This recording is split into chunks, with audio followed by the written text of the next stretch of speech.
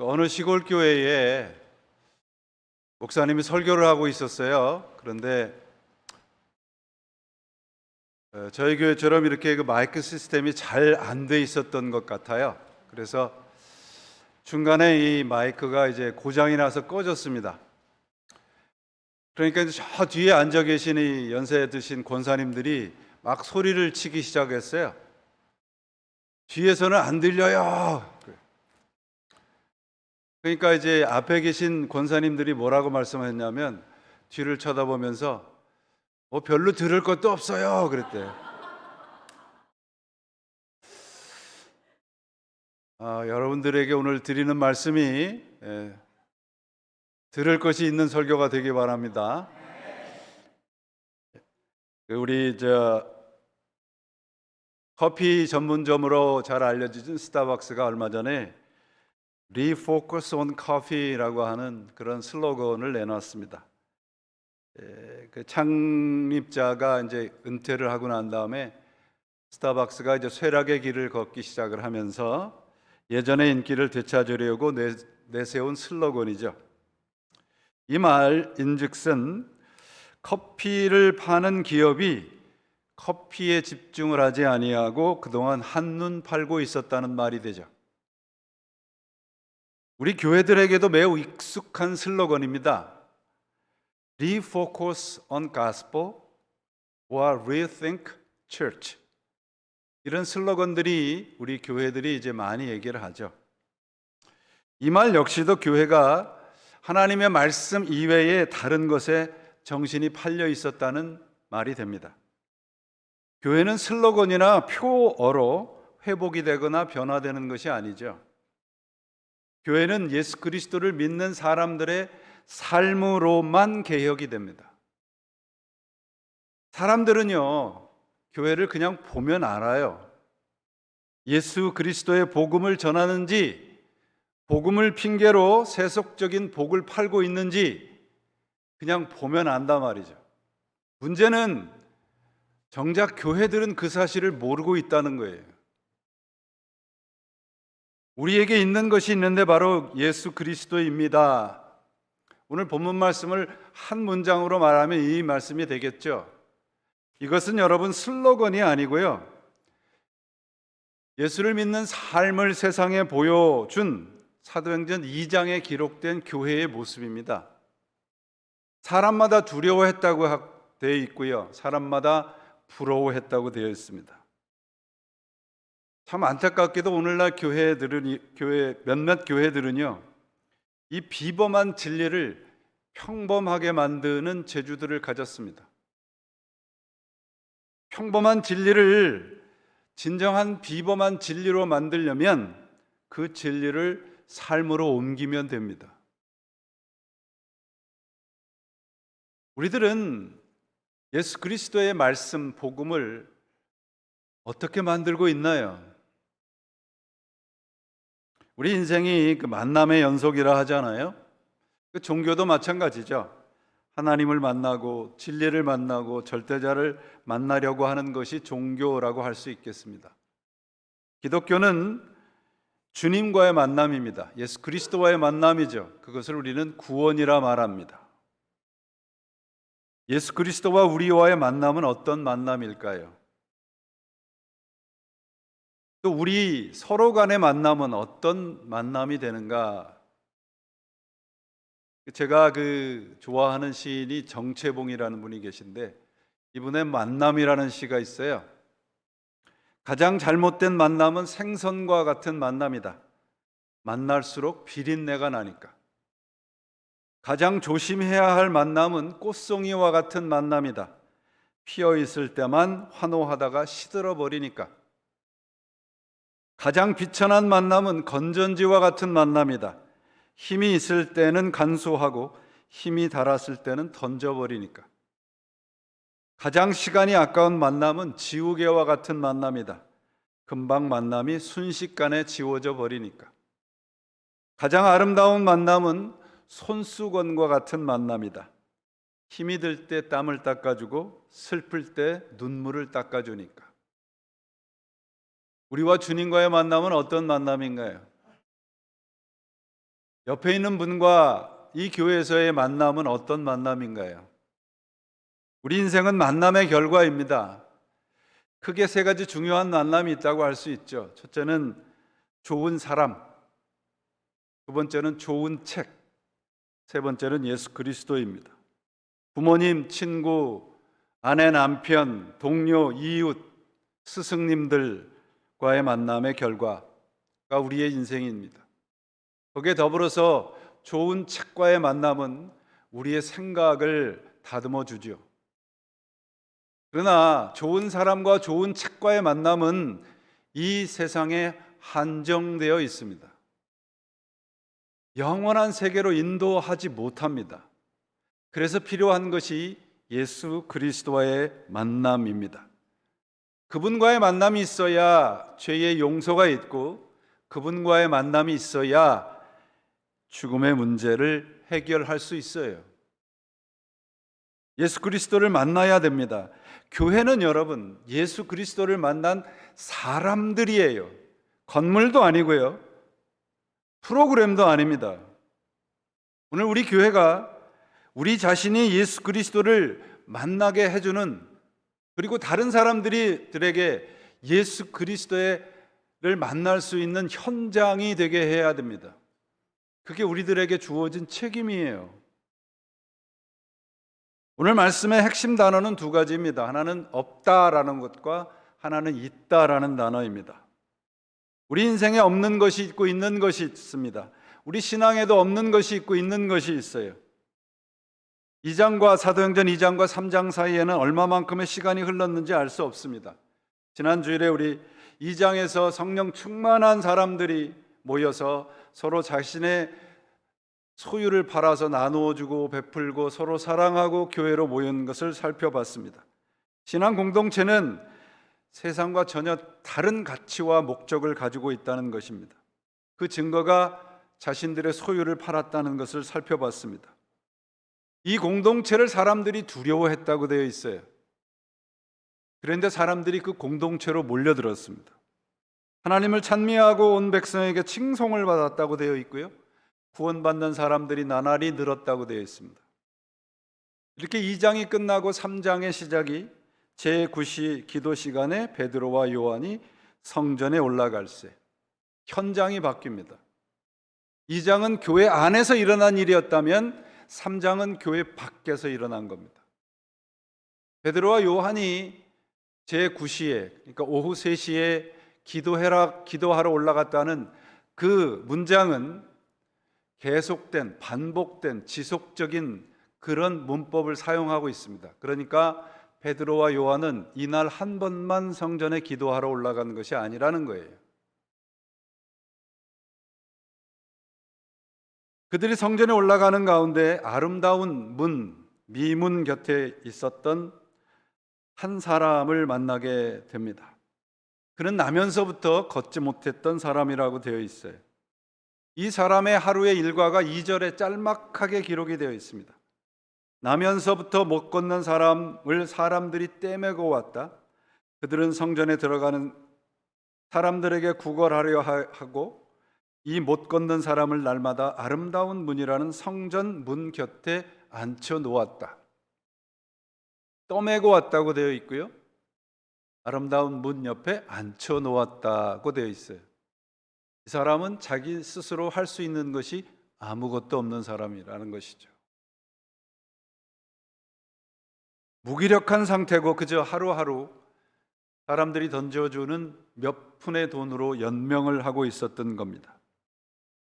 아름다운 문이라고 하는 것과 그 앞에 움직이지 못하는 장애인, 구걸하는 사람, 전혀 다른 것, 이 그림을 우리들에게 대조해서 보여주고 있습니다.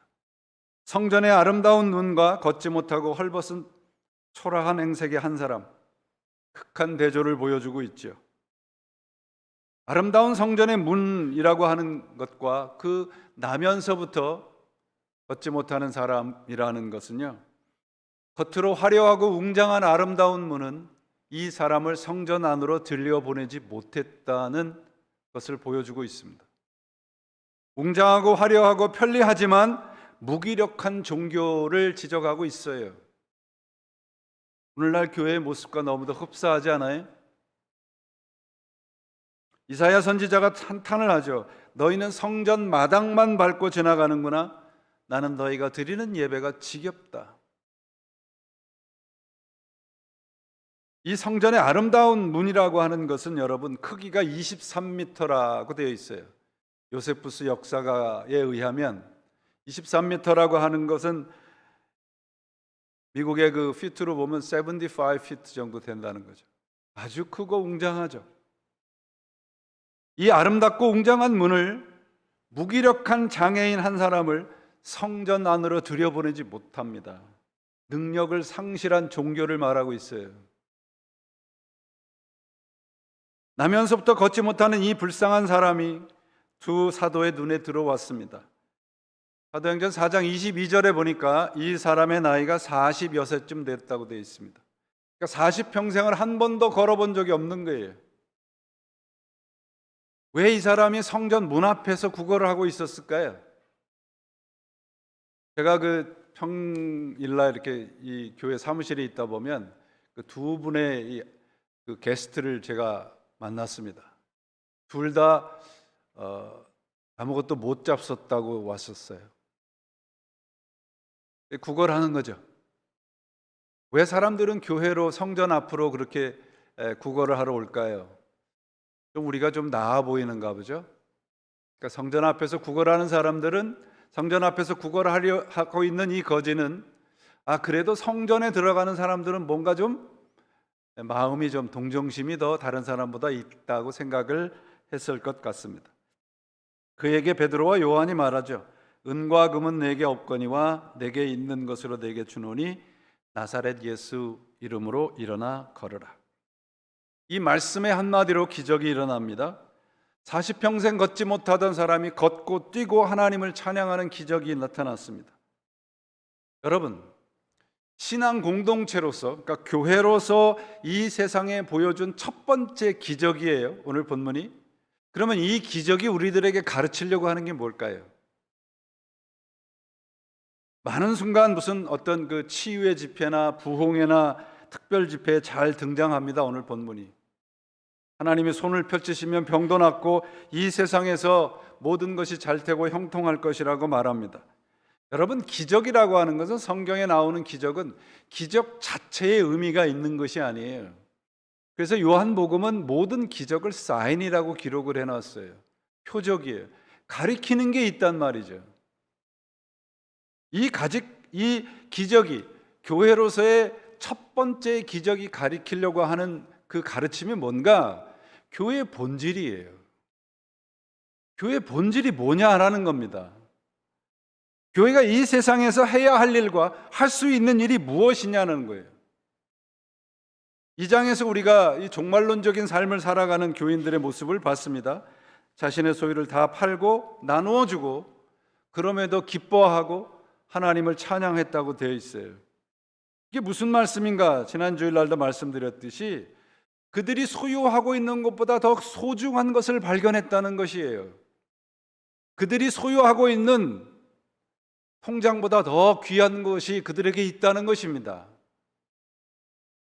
그러면 교회 안에서만 이렇게 귀하고 아름다운 진리를 소유하고 교회 안에 있는 사람들만 이 복을 누려야 되겠는가 하는 거예요.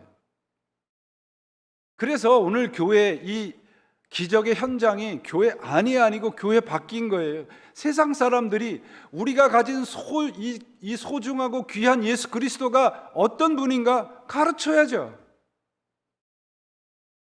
그들로 하여금 교회로 오게 해야죠. 그래서 이 기적이 행해진 거예요. 은과 금이 내게 없다. 근데 뭐가 있다는 겁니까? 내게 있는 것이에요. 베드로가 내게 있는 것이 있는데 그게 예수 그리스도라고 말씀을 하고 있습니다. 베드로가 없다고 얘기하는 것은 가장 좋은 것이 내게 있다는 말씀입니다. 여러분, 우리에겐 뭐가 있나요? 예수 그리스도의 이름으로 우리에겐 뭐가 있어요? 그리고 뭐가 없나요? 이 사도들의 처음 선포가 뭐냐면 We have nothing이에요. 없다예요. 이 말씀은 너희들이 원하는 것은 내게 없다는 것입니다. 참으로 안타깝게도 교회가 사람들이 원하는 모든 소원을 채워주는 곳이 됐어요. 그래서 교회가 소비자는 왕이다의 그 원리를 교회 안으로 갖고 들어왔어요. 그래서 이 소비자는 왕이라는 표어를 교회에서 어떻게 바꾸는지 아세요? 신자는 하나님 다음이다. 원하는 거 다 해줘라 그 말이에요. 교회는 그런 곳이 아닙니다, 여러분. 오늘날 교회는 여러분 예수님과 사도들의 가르침과 정반대의 길을 걷고 있는 것 같습니다. 은과 금은 있는데 예수가 없어요. 아마 이 사람은, 이 장애인은 무척 실망했을 거예요. 왜? 그가 원하는 전부가 은, 금, 곧 돈이었을 것이기 때문입니다. 그는 평생 구걸한 그 자그마한 은과 금, 돈으로 살았을 것입니다. 그러나 그는 여전히 걷지 못하는 사람이고 여전히 장애인이었고 성전 안에는 들어가지 못했다는 말이에요. 성전 안에 들어가지 못했다는 말은요, 하나님을 만나지 못했다는 말이에요. 장애인이 여기에 나오는 장애인이 그렇단 말이죠. 금과 은, 돈으로는 잠시의 배고픔을 면할 수 있겠으나 일어나 걷고 뛰는 능력은 없다는 말씀입니다.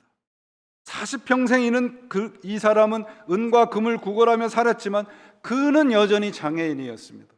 그의 인생의 문제는 하나도 변화된 게 없어요.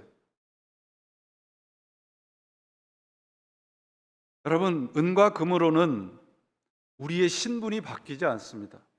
제가 수요일 날도 말씀드렸죠. 구원이 뭐라고 말씀드렸냐면 우리의 스테이터스, 신분이 바뀌는 거예요.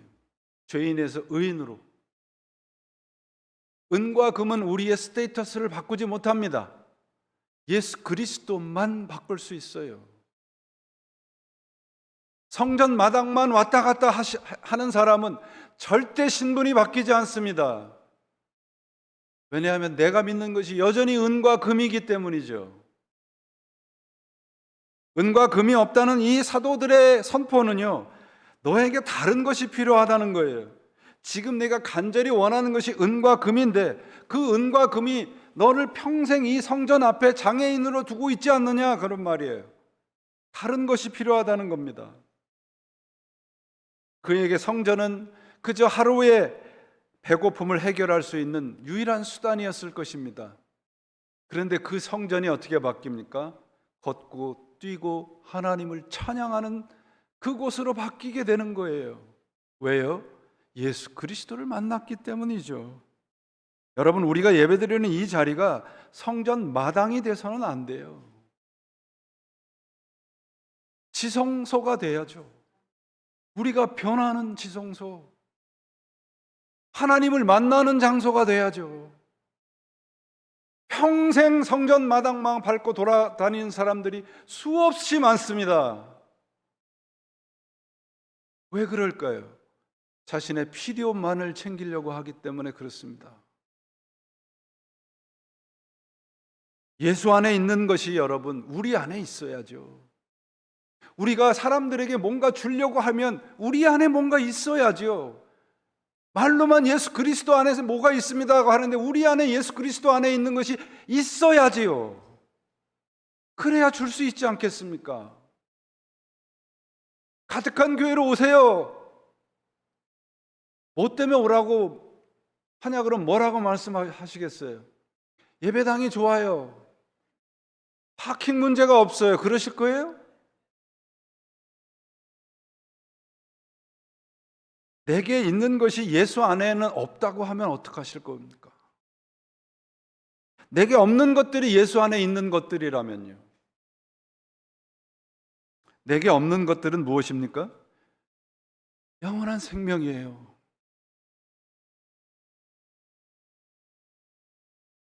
이 거지에게 선포하는 겁니다. 이제 너에게 생명이 있다. 구원이죠. 이게 교회의 존재 목적입니다. 예수 이름으로 내가 원하는 소원이 이루어질 것이라고 하는 이 욕심부터 우리가 버려야 돼요.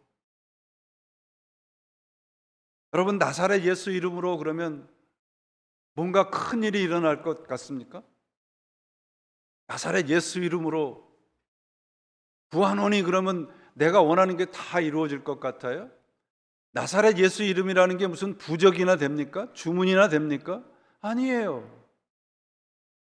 나사렛 예수 이름이라고 하는 이 단어 속에, 이 구절 속에는 아무런 힘이 없어요. 내가 그분을 믿는 믿음이 있어야죠. 그래야 일이 일어나는 겁니다, 여러분. 어떤 분들이 우리 교회는 그런 분들이 없으시리라고 믿는데 차에다 꼭 성경책 갖고 다니시는 분들이 있어요. 성경책을 거기다 놓으면 안전할 거라고 생각을 하는 거죠. 더 이상 성경책이 아닌 거죠, 그건. 부적이나 마찬가지인 거죠, 여러분.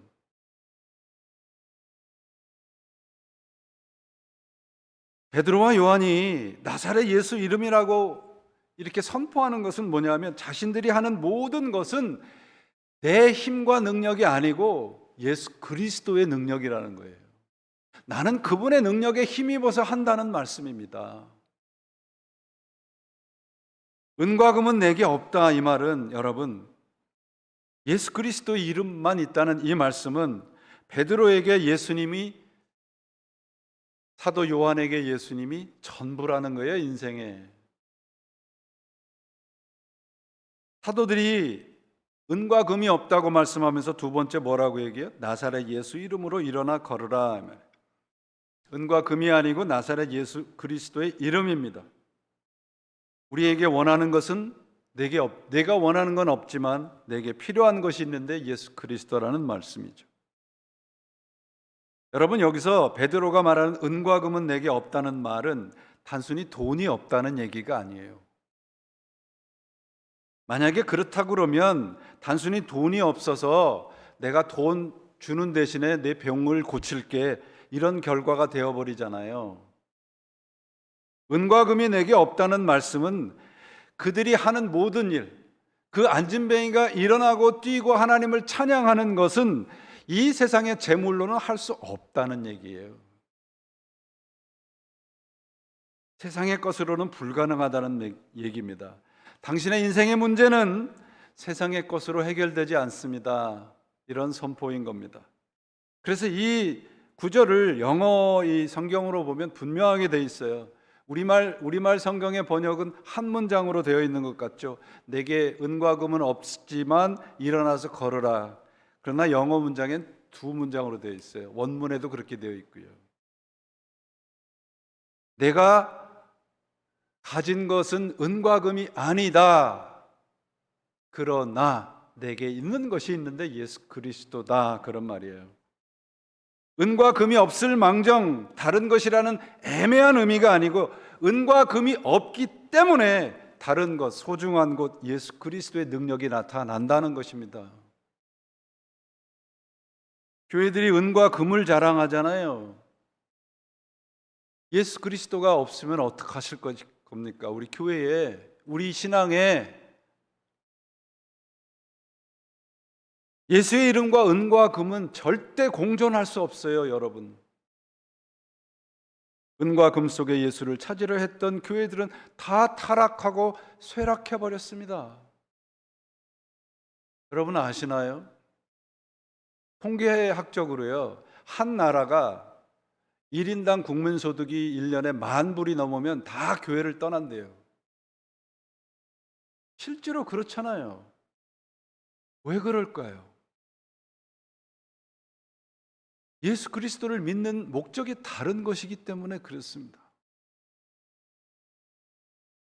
예수는 은과 금이 아니고요, 십자가 앞에서만 만날 수 있습니다. 성전 문 앞이 아니고요, 성전 마당이 아니고요, 성전 안의 신자가 되어야 합니다. 세상은 은과 금으로 이 사람을 도울 수 없다는, 은과 금으로 이 사람을 도울 수 없다는 거예요. 기독교는 생명의 종교입니다. 기독교는 도덕이나 윤리나 심리학적인 안정이나 행복을 다루는 것이 아니고 영원한 생명을 다루는 종교예요. 은과 금으로는 살 수가 없단 말이죠. 세상의 일시적인 위안이나 자선을 베풀 수는 있습니다. 그러나 생명과 관련된 것은 우리가 가지고 있는 것으로는 아무런 영향을 미칠 수가 없어요. 제가 이런 설교를 하면 어떤 분들이 그렇게 비난하시는 분들이 있어요. 이영기 목사는 공산주의자 같아 그래요. 저 맞습니다. 공산주의자. 빨갱이는 아니에요. 공산주의자라는 얘기는 뭐예요? 모든 것이 평등하다는 얘기가 아니라 하나님으로 인해서 우리가 서로 나누고 베풀자는 말이에요. 여러분, 우리가 베드로와 요한이 지나가니까 그 안전뱅이가 이렇게 무엇을 줄까 이렇게 봤다고 되어 있습니다. 세상이 우리 교회들에게 이런 눈빛을 보내죠. 무엇을 얻을까? 세상이 교회가 줄 수 없는 것, 주어서는 안 되는 것을 요구한다면 단호히 노를 해야 됩니다. 교회는 영원한 생명을 주는 곳이에요. 예수 그리스도의 십자가와 부활이 전파되어야 되는 곳입니다. 저는 우리 교회가 그곳에 그 뿌리, 십자가와 부활의 뿌리를 내린다면 두려울 것이 없지 않겠습니까? 이곳에서 영원한 생명의 기적이 역사가 나타난다는데요. 우리 교회가 그런 교회가 되시기를 정말 소망합니다. 여러분, 우리가 교회 안에서 무슨 심리학적인 어떤 치유나 힐링이나 이런 것들 하시는 교회들이 있어요. 물론 그런 것도 필요합니다. 그런데 정신과 의사의 얘기를 듣기 전에 하나님의 말씀을 들어야죠. 교회 주된 사역이 여러분 무슨 구제나 이런 것이 아닙니다. 그런 것들은 교회가 아니어도 분명히 할 수 있잖아요. 여러분 생각을 해보세요. 우리 교회와 적십자를 비교를 해보세요. 어떤 것이 더 많은 것과 더 많은 사람에게 구제하고 할 수 있겠습니까? 적십자예요. 이 말은 무슨 말씀이냐면 우리가 교회로서 해야 할 일은 그런 것보다 더 중요한 것이 있다는 말입니다. 그건 생명을 다루는 것이에요. 교회가 세상에 선포되어야 하는 메시지는 은과 금은 내게 없습니다. 우리 자랑이 은과 금이 아닙니다. 우리의 자랑은 다른 것입니다. 바로 예수 그리스도입니다. 그런 자랑이 우리 교회의 자랑이 되어야 됩니다. 교회의 자랑거리는 여러분 건물도 아니고요, 재정도 아니고요, 프로그램도 아니고요, 예수 그리스도여야 합니다. 그런 자랑거리가 우리 교회의 자랑거리가 되어야 됩니다. 교회는 이 말씀을 세상에서 이런 말씀을 세상에 전파하기 위해서 존재하는 공동체예요. 여러분, 오죽 교회가 자랑할 것이 없으면 건물 자랑하고 프로그램 자랑하고 무슨 편리한 시설 자랑합니까? 그 마치 졸부가 자기 타는 차하고 사는 집 자랑하는 거하고 뭐가 달라요? 뷰티풀 게이트, 이 미문은 성전 안으로 들어가지 못하게 합니다. 교회는 이런 곳이 아니고요, 생명을 다루는 것입니다. 마틴 로이드 존스 목사님이 이런 말을 했어요. 교회는 영혼의 전문가입니다.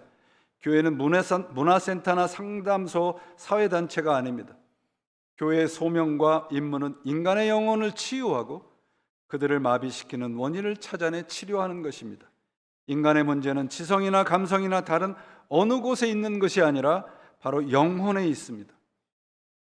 우리 영혼에 십자가를 모셔드리기 바랍니다. 그래야 살 수 있습니다. 4장 12절의 사도행전에 이 예수밖에는 다른 아무에게도 구원이 없습니다. 사람들에게 주신 이름 가운데 우리가 의지하여 구원을 얻어야 할 이름은 하늘 아래 이 이름밖에 다른 이름이 없습니다. 아멘이죠. 우리 교회가 예수 그리스도만 의지하는 귀한 교회가 되시기를 바랍니다. 사랑하는 여러분, 지금까지 제가 말씀드린 설교를 다 잊어버리셔도 됩니다. 근데 지금부터 말씀드리는 얘기는 잊어버리시면 안 됩니다. 우리에게 있는 것이 무엇인지 우리가 알았습니다. 예수 그리스도입니다. 그죠? 그렇다면 이 진리가 예수 그리스도가 우리의 삶의 전부입니다 라고 하는 이 고백이 슬로건이나 표어가 되지 않으려면 우리가 해야 할 일이 단 한 가지 남아 있습니다. 무엇입니까? 주는 겁니다. 예수 이름으로 주어야 됩니다. 함께 하셔야 됩니다. 이름이라고 하는 건 그 사람의 전부입니다. 나사렛 예수 이름으로라는 말씀은 예수님의 전부를 말합니다. 주님에 속한 모든 것을 주어야 합니다. 주님에 속한 모든 것은 무엇이겠습니까? 사랑입니다. 사랑입니다, 여러분. 예수 이름으로, 이건 립서비스가 아니에요, 여러분. 예수 이름으로 내게 준다 이 말은 전도지에다 쓰는 표어나 슬로건이 아니란 말이죠. 주님의 사랑을 주란 얘기예요. 베드로가 마지막 예수를 만났을 때 예수님께서 뭐라고 말씀하십니까? 네가 나를 사랑하느냐. 그 사랑을 깨달은 베드로에게 뭐라고 말씀하십니까? 예수님께서 내 양을 치라. 그거 하라는 얘기예요. 교회로서 여러분, 우리는 주님의 이름으로 무엇을 하고 있습니까? 은과 금이라는 얘기는 단순히 불쌍히 여기는 동정심을 말해요. 불쌍한 사람을 보면 그저 한순간 불쌍하게 여길 수는 있습니다. 그러나 그 사람의 삶의 현실에 뛰어들 수는 없잖아요. 그 일을 하라는 거예요, 교회가. 예수 이름으로요. 상대방의 현실에 함께 가라는 겁니다. 단순히 불쌍하다는 마음을 갖는 것이 사랑이라고 하지 않아요. 내게 있는 것이 예수 그리스도인데 그분 안에 있는 것을 준다는 것이잖아요. 그분 안에 있는 사랑과 자비와 긍휼하심입니다. 은과 금은 내게 없습니다. 그러나 예수 그리스도 이름으로 준다는 것이 표어나 슬로건이 되어서는 안 됩니다. 예수 믿으세요. 교회에 오세요. 이 말이 아니에요, 여러분. 우리에게 있는 것을 예수 이름으로 주라는 것입니다. 그게 물질이 됐던, 그게 사랑이 됐던, 내 재능이 됐던, 시간이 됐던 내 이름이 아니라 예수 이름으로 주라는 거예요. 그게 교회가 해야 할 일입니다, 여러분. 내 앞에 있는 사람이 어떤 상황에 있든지 간에 그 사람의 현실이 뛰어들라는 얘기예요. 은과 금으로 해결할 수 없는 현실을 예수 그리스도의 사랑과 말씀으로 함께 해주어야 합니다. 은과 금은 할 수 없지만 예수 그리스도의 사랑은 모든 것을 가능하게 합니다. 이제까지 예수의 이름이 우리의 슬로건이요 표어가 되었더라도 상관없습니다. 이제부터는 우리가 가진 것을 예수 이름으로 나누어 주시기를 바랍니다. 그것이 사랑이고 구원이고 그것이 예수를 믿는 목적입니다. 예수 이름으로 함께 땀과 눈물을 닦아주는 만남의 현장이 우리 교회가 되시기를 바랍니다. 말씀드렸죠. 공동체라는 단어가 서로가 서로에게 선물과 같은 존재가 공동체라고 말씀드렸습니다. 커뮤니티라는 말이, 나는 내 옆에 사람에게 선물이 되어주고 있습니까? 나는 예수님에게 선물과 같은 존재로 살아가고 있습니까? 오늘 이 말씀은 바로 우리 교회가 다른 이들에게 선물과 같은 존재가 되어 주라는 말씀입니다. 일어나 함께 가자. 이 말씀은, 일어나라는 이 말씀은 함께 가자는 거예요. 일어나라, 함께 가자. 주저앉고 싶고 포기하고 싶은 그 사람의 손을 잡아서 일으켜서 함께 갑시다. 예수 이름으로 함께 갑시다. 이것이 우리 교회 공동체가 되어야 합니다. 예수 그리스도면 충분하지 않겠습니까? 그분의 이름으로면 more than enough, 충분합니다, 여러분. 시편 73편의 말씀처럼 내 마음과 몸이 다 시들어가도 하나님은 언제나 내 마음의 든든한 반석이시요 내 인생에 받을 몫의 전부이십니다. 이런 고백들을 서로 주고받으시면서 예수 이름으로 사랑을 나누시고 서로 주시고, 이 안에서 예수 그리스도의 이름의 놀라운 역사가 나타나는 우리 가득한 교회가 되시기를 주님의 이름으로 축원을 드립니다. 기도하시겠습니다. 하나님 감사합니다. 주님의 이름으로 모였습니다. 주님의 이름으로 세상을 나가게 하시고 주님의 이름으로 사랑을 나누게 도와주시옵소서. 저희들이 그저 머릿속에서만 있었던 주님의 이름이 우리의 삶의 능력과 실력이 되게 하시고 그 능력과 실력으로 주님께서 우리들을 사랑하는 그 사랑으로 서로 사랑하고 서로 나누고 베풀고 섬기는 우리 교회가 되도록 도와주시옵소서. 예수 그리스도의 이름으로 간절히 기도합니다. 아멘.